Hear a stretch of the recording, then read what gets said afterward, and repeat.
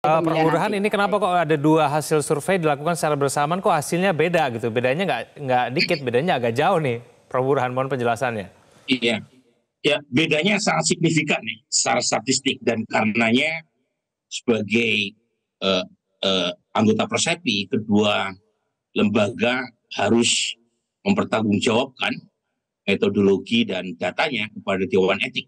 Nah, kebetulan saya ikut merumuskan kode etik Persepi, Perhimpunan Survei Opini Publik. Waktu itu dirumuskan di kantornya Profesor Hari Wijayanto, ahli statistik IPB, dan berlaku.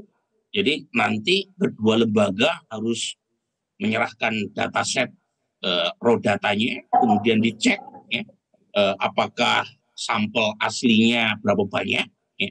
Kemudian juga kuesionernya, wordingnya mengarahkan atau tidak, kemudian juga akan dicek berapa banyak responden yang ditemani oleh petugas, karena jangan lupa unit analisis dalam survei itu individu, jadi kalau ada ketua RT yang ikut menemani proses wawancara, seharusnya di take down, karena itu akan menambah non-sampling error. Jadi hal-hal semacam itu akan kita selidiki, karena nggak mungkin dua-duanya benar, karena saling bertolak belakang semacam itu ya. Nah, tetapi kalau ditanya apakah memungkinkan terjadi perbedaan dan apa sebabnya, ya sebabnya bisa salah satu di antara dua ya. Bisa karena systematic error, galat yang bersifat sistematik, atau yang kedua, yaitu non-systematic error. Jadi ada kesalahan, ada galat tetapi bersifat random. Nah, yang saya khawatirkan kalau yang pertama yang terjadi, misalnya ada systematic error. Nah, itu pernah terjadi 2012. Hampir semua, untuk tidak mengatakan seluruh pollster itu melakukan kesalahan secara sistematik. Nah, ini konteksnya memang Jakarta.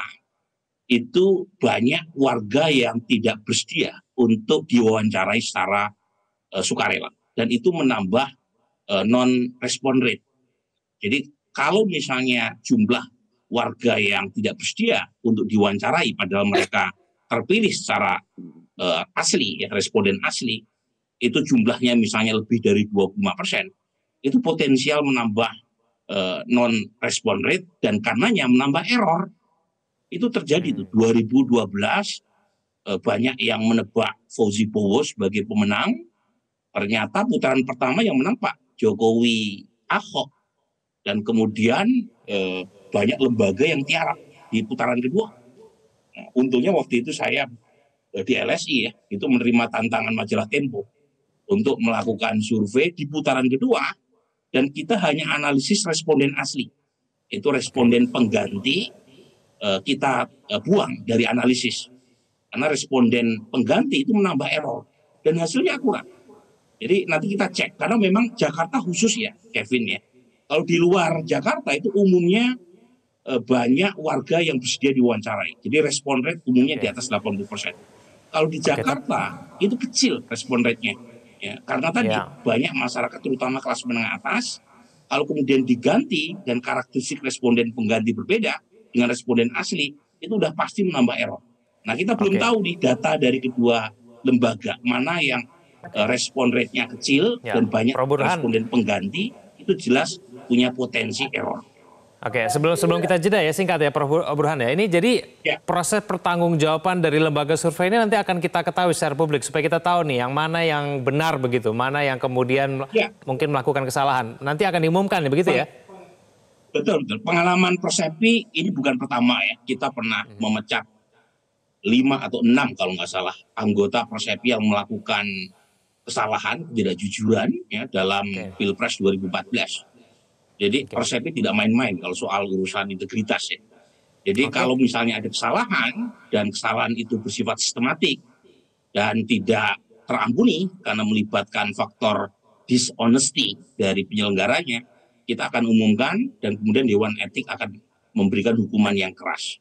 Jadi pengalaman sebelumnya kita akan umumkan secara terbuka supaya mengurangi kebingungan di tengah masyarakat. Saya harus memberikan kesempatan yang sama baik ke Mas Haris dan juga Mas Billy. Saya langsung ke Prof. Burhan. Prof. Burhan sama-sama mengklaim pasangan ini turun ke lapangan, sama-sama mengklaim mendapatkan sambutan yang hangat, sama-sama mengklaim kemudian mendapatkan suara dari pendukung Anies. Jadi faktor penentu kemenangan Pilkada Jakarta apakah sudah bisa ditentukan dari sekarang, Prof? Begini ya, pertama saya ingin menjernihkan ya terkait dengan record LSI atau poll tracking dalam Pilpres itu sama-sama baik. LSI tidak salah dalam memprediksi Pilpres 2024 kemarin. Jadi di bulan Oktober 2023 itu LSI tidak bisa memberi kesimpulan siapa yang unggul antara Ganjar dengan Prabowo Subianto. Karena selisihnya statistically decade. Ya, memang kenyataannya seperti itu. 2023 bulan Oktober sebelum Gibran resmi dipilih sebagai cawapresnya Pak Prabowo, itu selisih antara Ganjar dan Prabowo Subianto itu tipis. Yang kedua, terkait dengan jumlah sampel itu bukan faktor yang dominan ya. Jadi bukan jumlah sampel yang menentukan, tapi bagaimana proses penarikan sampel. Apakah ada bias atau tidak dalam proses penarikan sampel. Jadi kalau misalnya ada yang 2.000, ada yang 1.200, ya itu penting kalau misalnya kita pengen breakdown supaya statistical power-nya tidak turun. Tetapi agregatnya kan provinsi, tingkat DKI Jakarta. Yang ketiga, ini penting, karena kebetulan saya ya di lembaga saya udah 8.000 kali melakukan survei. Jakarta memang unik, Kevin. Jakarta itu provinsi, tetapi populasinya padat, geografinya mudah untuk dijangkau. Dan sebagian besar warganya itu well connected dengan media sosial.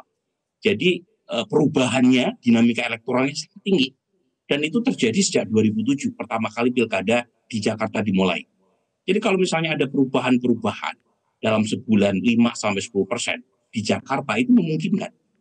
Karena untuk door-to-door canvassing itu tidak sesulit misalnya melakukan canvassing di Jawa Barat, di Jawa Tengah, apalagi di Papua dan seterusnya. Itu within reach kalau di Jakarta. Makanya, dan jangan lupa, efek debat tinggi sekali dampaknya di Jakarta. Karena masyarakat Jakarta 5 kali lipat lebih baik, lebih sejahtera, lebih berpendidikan dibanding rata-rata nasional. Jadi buat para tim ses, hati-hati dengan Jakarta, karena dinamika elektoralnya sangat tinggi, dan karenanya kerja harus sampai ujung untuk memastikan kemenangan buat calonnya. Jadi jangan pernah terlena ya oleh survei, lebih baik ya, menang pilkada daripada menang survei. Dan karenanya buat Mas Billy maupun Mas Aris, jangan terlena oleh survei yang memenangkan calonnya sendiri. Oke, baik. Ya, kita akan tunggu kemudian bagaimana dinamika dari elektabilitas masing-masing partai. Kita juga masih menunggu kemudian hasil pertanggungjawaban dari lembaga survei terkait hasil mana yang paling mendekati kebenaran. Terima kasih. Dalam waktu dekat ada undangan. Dalam waktu dekat, kita tunggu ya Prof ya, supaya tidak menimbulkan kebingungan di masyarakat. Prof Burhan, terima kasih. Mas Billy, terima kasih. Mas Aris juga terima kasih sudah bergabung bersama kami. Terima kasih. Di Prime Time. Selamat malam semuanya. Jelajahi cara baru mendapatkan informasi. Download Metro TV Extend sekarang.